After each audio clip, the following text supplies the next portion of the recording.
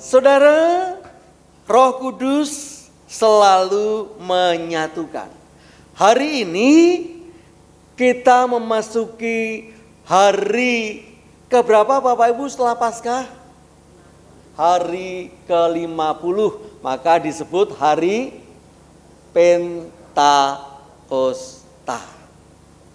Dan kita biasanya selalu mengaitkan dengan datangnya Roh Kudus di kota Yerusalem saat orang-orang dari berbagai sudut negeri pulang kampung untuk merayakan hari panen, hari unduh-unduh, pulang kampung.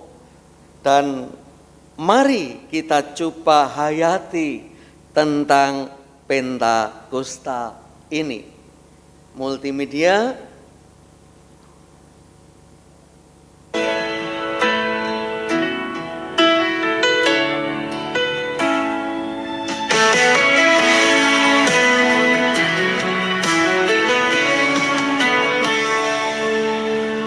Pentakosta cerita cinta surga, ketika Roh Kudus menyapa tulus, menyatukan insan dalam persatuan. Lidah api cintanya indah saling menerima. Bumi berseri dipenuhi hati mencintai.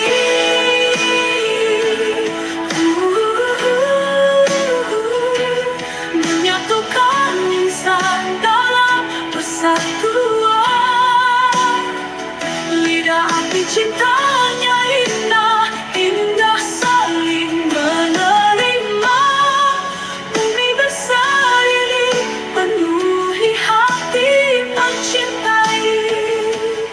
Saudara, cukup.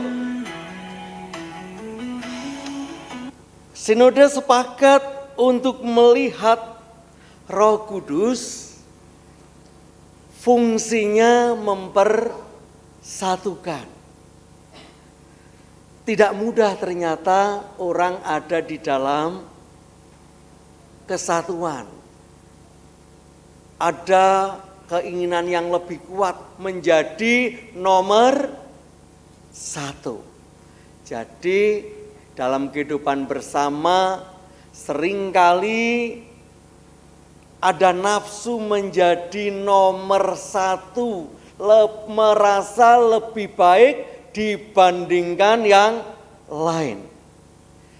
Tapi Pentakosta mengingatkan kita untuk dipersatukan.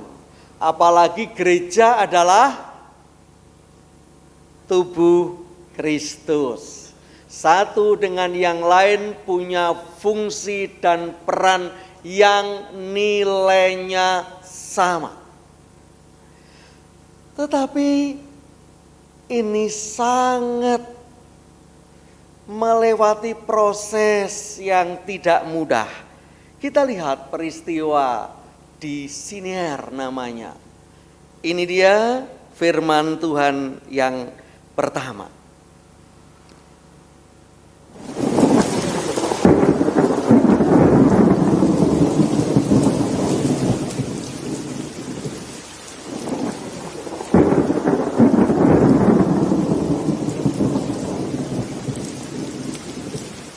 Gambar apa Bapak Ibu? Tebak gambar, yaitu gambar Menara Babel. Di daerah Mesopotamia, ketika para arkeolog itu mengadakan penggalian, digali, itu ternyata ada bangunan-bangunan tempat ibadah namanya Sigurat. Dan rata-rata tempat ibadah itu tinggi. Ada menaranya. Karena ada pemahaman semakin tinggi mendekati langit, semakin mendekati Tuhan. Semakin gagah beribadah, semakin eksklusif. Jangan heran sekarang banyak kelompok-kelompok ibadah yang mencari nama berbeda dengan yang lain, dengan istilah-istilah mentereng, sehingga orang tertarik untuk masuk di dalamnya. Itulah cerita Babel. Dari bahasa sebenarnya Babili, itu bahasa Aram, rumpun simetik termasuk Ibrani, artinya pintu gerbang Allah. Sehingga orang yang beribadah lebih hebat itu seolah-olah sudah dekat dengan Allah. Bahasanya berbeda, gayanya berbeda, sehingga ingin menjadi nomor satu. Tetapi bukan seperti itu. Roh Kudus bukan menjadikan kita lebih merasa hebat, tapi menjadi satu kesatuan. Seringkali kita disamakan dengan orang lain kan nggak mau Bapak Ibu. Aku kok pekerjaan pakaian aja nggak mau, sudah diseragamkan, cari yang beda supaya kelihatan beda. Hari ini cerita Menara Babel tidak diridhoi. Coba kita lihat ayat yang pertama, pembukaannya. Mari kita baca. 1, 2, 3. Adapun seluruh bumi satu bahasanya dan satu logatnya. Informasi ini informasi faktual atau keinginan? Coba rasakan. Itu faktual atau keinginan? Mana mungkin satu bahasa kok satu bahasanya dan logatnya. Pandansari sama Mantenan aja logatnya beda. Ini adalah bahasa keinginan. Supaya jadi satu. Itu yang dikatakan oleh Nimrod. Siapa Nimrod? Penggagas Menara Babel. Cicitnya Nuh. Mari kita dirikan sebuah kota dengan menara supaya top markotop. Kita tidak berserakan. Tapi Tuhan lalu mengacaukan. Itu adalah sebuah firman evaluasi rohani. Yang seringkali dekat dengan Tuhan semakin kita eksklusif. Tapi itu dikacaukan. Kacau ini ternyata dari bahasa Arab balal. Balal itu kacau. Jadi menara Babili, pintu gerbang Allah itu seringkali dari kacamata manusia. Padahal pintu gerbang Allah itu turun Allah ke dunia. Menjadi manusia. Untuk mempersatukan semua manusia. Hari ini Roh Kudus mempersatukan kita. Jangan sampai kita merasa lebih hebat atau mungkin minder lebih tidak hebat dibandingkan orang lain. Karena Roh Kudus sudah mempersatukan kita sama di hadapan Tuhan. Itu yang pertama. Yang kedua,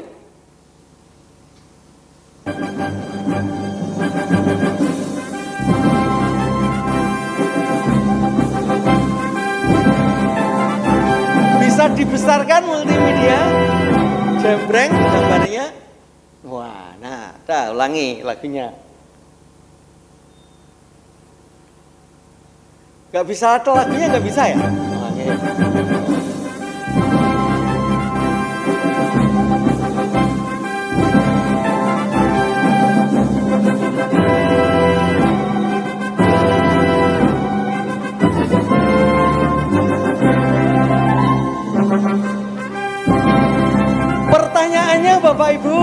Ini soundtrack film apa?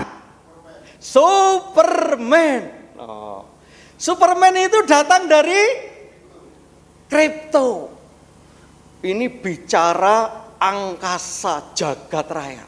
Tentu beda dengan Mazmur, bicara Tuhan perbaruilah bumi ini. Ya dulu maklum, karena pemahaman tentang antariksa, astrologi belum, astronomi bukan astrologi, kalau astrologi itu bintang ramalan. Ternyata kita lihat, gugusan atau tata surya kita itu lebih luas. Dikecilkan biar agak kelihatan, mulai dari matahari, lalu Merkurius, lalu Venus, bumi. Ada yang terjauh Pluto tapi nggak masuk, katanya Pluto masih diragukan karena itu bukan planet. Nah, bayangkan Bapak Ibu, itulah Tuhan kita yang sungguh dahsyat menciptakan jagat raya. Bahkan ada keyakinan di luar tata surya kita. Jadi tata surya itu kita itu paket dari matahari sampai Neptunus, itu tata surya kita. Di luar itu masih ada tata surya yang lain. Bayangkan Tuhan itu sungguh tidak terdeteksi dengan kemampuan akal manusia. Tetapi kita menjadi bagiannya. Kita disatukan dengan jagat raya. Artinya mari, kita ini bukan apa-apa di hadapan Tuhan. Apa yang kita miliki itu sebenarnya hanya sementara. Kekayaan yang kita miliki dibandingkan dengan hebatnya Tuhan tidak seberapa. Mari kita rendah hati untuk disatukan. Kita tuh sama dengan yang lain, hargai semua yang ada di sekitar kita. Tidak ada tempat kita bermegah diri, karena sebenarnya di hadapan Tuhan kita sungguh kecil. Maka ketika Mazmur mengatakan Tuhan hadirlah perbaharui bumi, tentu baru di hadapan Tuhan. Bukan baru dengan keinginan kita. Bapak Ibu tahu apa yang saat terjadi di Raja Ampat? Galau yang dirasakan masyarakat. Raja Ampat terancam untuk diambil nikelnya. Karena nikel itu sesuatu yang berharga untuk buat baterai, baja, untuk buat alat-alat elektronik, harganya luar biasa. Bayangkan kalau itu memang terjadi, kira-kira apakah semua akan merasakan atau pihak-pihak tertentu? Keindahan alam, keseimbangan laut itu kan hancur, bahkan terkontaminasi, terpapar dengan nikel. Ancaman besar yaitu kanker akan mengancam. Itu yang terjadi dulu di Rusia ketika Chernobyl itu terpapar, bocor. Hari ini kita menjadi bagian jagat raya. Hargai lingkungan, hargai sekitar, supaya orang merasakannya semua, bukan hanya keuntungan-keuntungan yang kita dapatkan hanya beberapa kelompok.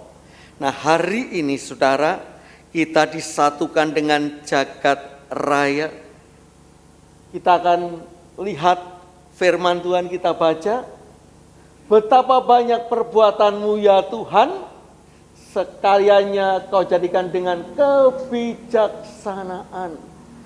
Semua ciptaan Tuhan adalah sebuah kebijaksanaan. Bukan dalam rangka malapetaka karena nafsu manusia. Itu yang kedua. Yang ketiga saudara, lagunya.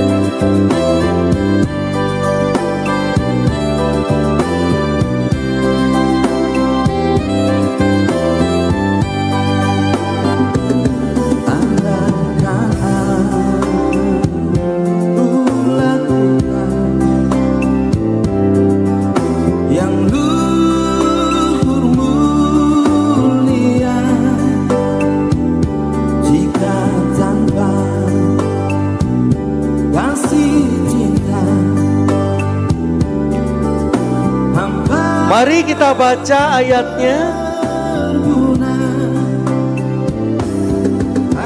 1, 2, 3. Bagaimana mungkin kita masing-masing mendengar mereka berkata-kata dalam bahasa kita sendiri, yaitu bahasa yang kita pakai di negeri asal kita. Kita orang Parsia, kita Media, Elam, penduduk Mesopotamia, Yudea dan Kapadokia, Pontus dan Asia.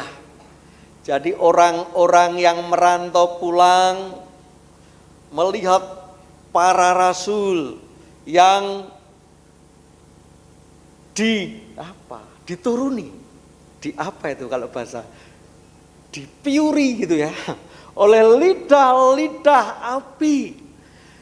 Mereka mendengar sama seperti bahasa mereka di perantauan yang mungkin sudah menjadi warga negara. Mereka mengatakan kami orang Elam, kami orang Partia. Padahal ini orang-orang dari Yahudi yang mungkin sudah pindah ke warga negaraan, sudah atestasi. Mereka bicara dengan bahasa bermacam-macam. Apakah itu bahasa roh? Ya bisa saja. Kan bahasa roh itu roh apa? Roh Indonesia, roh Jawa kan itu. Itulah peristiwa Pentakosta. Ketika Roh Kudus berkarya, kita akan bisa berbahasa seluruh bahasa. Artinya orang-orang Kristen itu harus bisa akomodatif, bisa menjadi berkat, bisa menjadi sukacita dengan berbagai macam bahasa. Menjadi motivator dimanapun, di RT RW, bukan provokator. Karena Roh Kudus Pentakosta menjadikan kita orang-orang yang bisa berbahasa kasih, di mana bahasa kita diterima oleh setiap orang, berbagai macam kalangan. Maka mari saudara, itulah Roh Kudus. Bapak Ibu lihat gambar ini, namanya Walter Beek. Ini orang Belanda asli, tapi baru hitungan beberapa tahun di Indonesia. Bapak Ibu pernah dengar buku namanya Babat Sending Tanah Jawi? Itu bahasa Jawa halus yang mengarang Walter Beek. Ada lagi namanya konkordansi, serat cunduan bahasa Jawa untuk Alkitab bahasa Jawa yang bikin Walter Beek. Jangan kaget orang-orang Eropa, orang-orang bule ketika belajar bahasa lokal, mereka cepat mengalahkan kita. Mari kita bukan hanya soal kecerdasan, tapi kita percaya ada karya Roh Kudus yang membuat mereka gigih untuk melakukan yang terbaik sesuai konteksnya. Mari kita menjadi orang yang siap bersaksi. Mari kita belajar semua bahasa, tapi yang penting ada bahasa kasih. Maka ketika kita melakukannya dengan bahasa kasih, sebenarnya kita sudah diwarisi Roh Kudus yang sudah ada di dalam diri kita. Roh yang ada di dalam kamu itu lebih kuat. Sedangkan Pentakosta dan hari-hari raya Kristen adalah suatu aplikasi yang mengecas kita untuk semakin bisa berbahasa kasih. Tidak ada yang mustahil di hadapan Tuhan. Saudara dan saya juga diajak dan ditugaskan untuk mempersatukan kehidupan di dalam cinta kasih. Dan yang terakhir,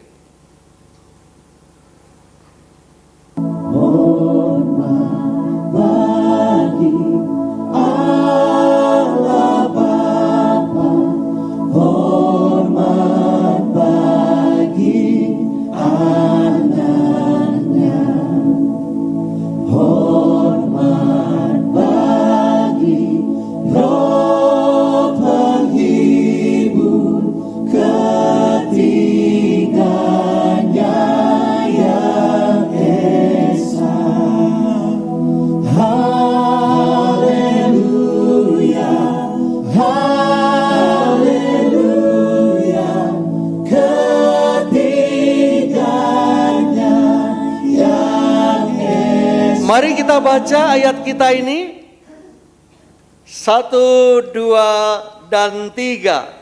Telah sekian lama aku bersama-sama kamu, Filipus, namun engkau tidak mengenal aku. Barang siapa telah melihat aku, ia telah melihat Bapa. Bagaimana engkau berkata, tunjukkanlah Bapa itu kepada kami. Saudara, sebelum kita menjadi saksi, tetapi kita harus koreksi secara internal. Jangan-jangan kita nggak kenal dengan agama iman yang kita peluk.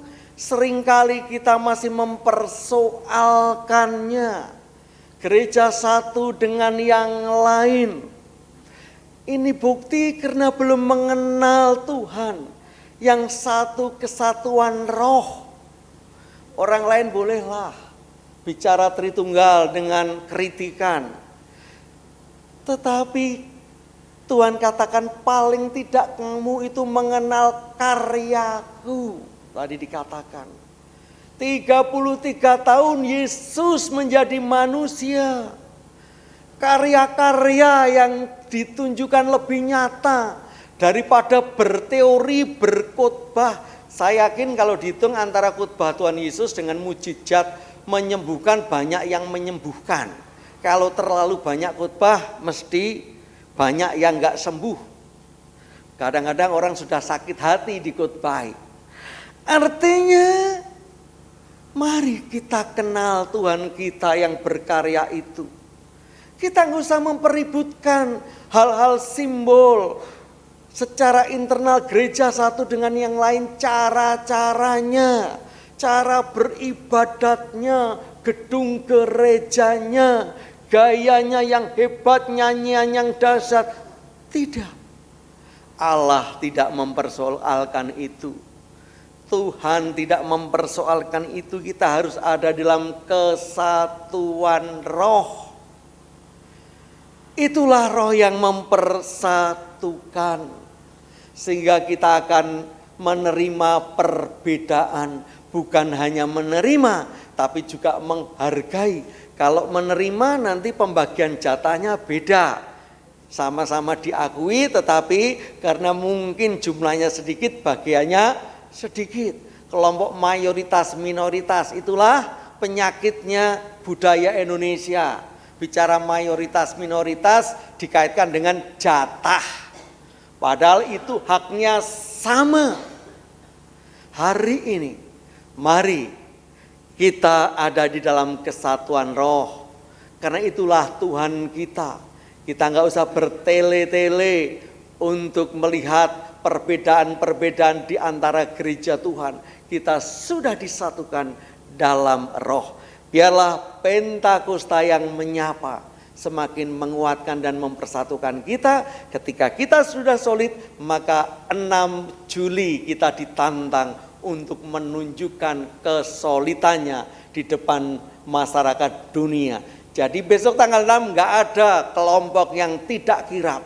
Yang tidak kirap ingin menjadi dirinya sendiri. Kita tantang khotbah bukan hanya teori, tapi nanti akan kita buktikan di perayaan unduh-unduh.